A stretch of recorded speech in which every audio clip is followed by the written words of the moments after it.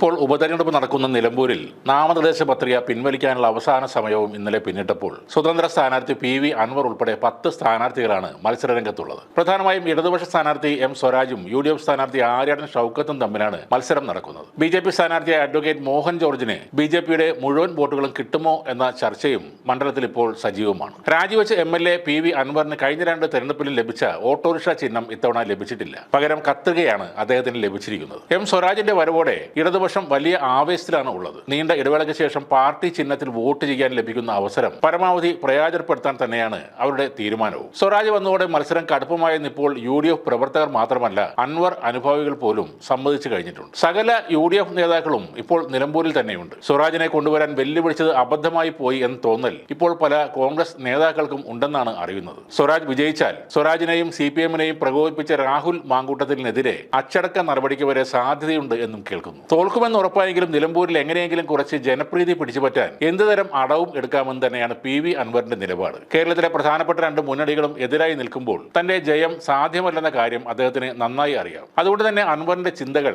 Election കഴിഞ്ഞുള്ള ഒരു കാലത്തെക്കുറിച്ചാണ്. ഈ തെരഞ്ഞെടുപ്പിന് ശേഷമുള്ള തന്റെ രാഷ്ട്രീയ നിലനിൽപ്പാണ് അൻവറിനെ അലട്ടുന്ന പ്രധാന പ്രശ്നം. പഴയതുപോലെ ചെലവാക്കാൻ തന്റെ കയ്യിൽ പണമില്ല, തന്നെ ഒതുക്കാൻ പിണറായിയും സതീശനും ഒരുമിച്ച് നിൽക്കുന്നു എന്നൊക്കെ കരയുന്ന അൻവർക്ക് ഇപ്പോൾ തെരഞ്ഞെടുപ്പിൽ മത്സരിക്കാൻ പൊതുജനങ്ങളിൽ നിന്നും പിരിവെടുക്കുകയാണ്. മത്സരിക്കാൻ ജനങ്ങളിൽ നിന്നും സംഭാവന തേടി രംഗത്തെത്തിയ അൻവർ പിണറായിസ്ഥിനെതിരെ പോരാടിയതിന്റെ പേരിൽ അധികാരവും വിയർപ്പൊഴുക്കി സമ്പാദിച്ച പണവും നഷ്ടപ്പെട്ടയാളാണ് താനെന്നും പറയുന്നുണ്ട്. സോഷ്യൽ മീഡിയ വഴിയാണ് ഇപ്പോൾ അൻവർ സംഭാവന അഭ്യർത്ഥിച്ചിട്ടുള്ളത്. പണം അയക്കാനുള്ള അക്കൗണ്ട് വിവരങ്ങളും അദ്ദേഹം ആ പേജിൽ നൽകിയിട്ടുണ്ട്. പണം അയക്കുന്നവരുടെ വിവരങ്ങൾ പുറത്ത് വിടില്ലെന്നും അൻവർ പറയുന്നു. എത്രയോ കോടി രൂപയുടെ സ്വത്ത് എനിക്കുണ്ട്, എന്നാൽ 1 സെന്റ് ഭൂമി പോലും വിൽക്കാൻ കഴിയുന്നില്ല. മിച്ചഭൂമി കേസെന്ന് പറഞ്ഞ് അനങ്ങാൻ കഴിയാത്ത സാഹചര്യമാണ് ഇപ്പോഴുള്ളത്. 1 രൂപ വെച്ച് അക്കൗണ്ടിലേക്ക് അയക്കണം. പണത്തിന് വേണ്ടിയല്ല, സമാധാനത്തിന് വേണ്ടിയാണ്. എന്നെ ഒറ്റപ്പെടുത്തരുത്. നാളെ TP ചന്ദ്രശേഖരന്റെ അവസ്ഥയിലേക്ക് ഞാൻ പോയേക്കാം. അതുകൊണ്ട് സഹായിക്കണമെന്ന് അഭ്യർത്ഥിക്കുന്നുവെന്നും PV അൻവർ പറഞ്ഞു. ക്രൗഡ് ഫണ്ടിംഗ് നടത്തണമെന്ന് തന്നോട് പലരും ആവശ്യപ്പെട്ടു. തെരഞ്ഞെടുപ്പിൽ മത്സരിക്കാനുള്ള ഉദ്ദേശം തനിക്ക് ഉണ്ടായിരുന്നില്ല. നിലമ്പൂരിലെ ഓരോ വോട്ടറും അവിടെ സ്ഥാനാർത്ഥിയാണെന്നും PV അൻവർ പറയുന്നു. ഈ പോരാട്ടത്തിൽ എന്റെ ജീവൻ വരെ സുരക്ഷിതമല്ല എന്ന ഉത്തമ ബോധ്യത്തോടു കൂടിയാണ് ഞാൻ ഇറങ്ങിത്തിരിച്ചത്. ഞാൻ ശബ്ദിച്ചത് മുഴുവൻ ഈ നാട്ടിലെ സാധാരണക്കാർക്ക് വേണ്ടിയാണ്. അവർ പുറത്തു പറയാൻ ഭയപ്പെട്ട കാര്യങ്ങളാണ് ഞാൻ പറയുന്നത്. അവരുടെ പിന്തുണയിലും കരുത്തിലും മാത്രമാണ് എനിക്ക് ഈ പോരാട്ടം തുടരാൻ കഴിയുന്നത്. നിങ്ങൾ എനിക്ക് സംഭാവന നൽകുന്ന ഓരോ രൂപയും എനിക്കുള്ള